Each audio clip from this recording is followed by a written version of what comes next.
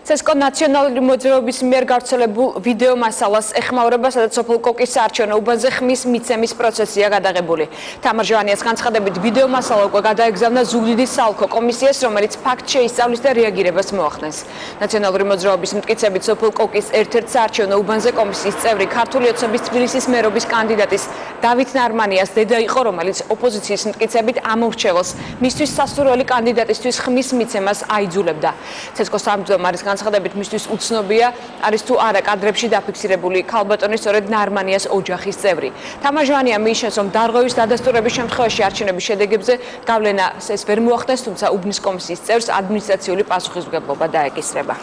უშინვე მე დაუყოვნებლივ გადაუგზავნე ეს კადრები ზუგდიდის საოლქო საარჩევნო კომისიას შესასწავლად. აქ მნიშვნელოვანია ის ჩვენთვის, რომ იქ ყოფი ადამიანები არიან უბნის კომისიის წევრები და საუბნო საარჩევნო კომისიის წევრების ქმედებები არის შემდგომი საოლქო საარჩევნო კომისიის, ამ შემთხვევაში ზუგდიდის ოლქის შესწავლის თემა. მამაკაცი, რომელიც არის სავარაუდოდ თავმჯდომარე, ამბობს, რომ ამის გაკეთება არ შეიძლება.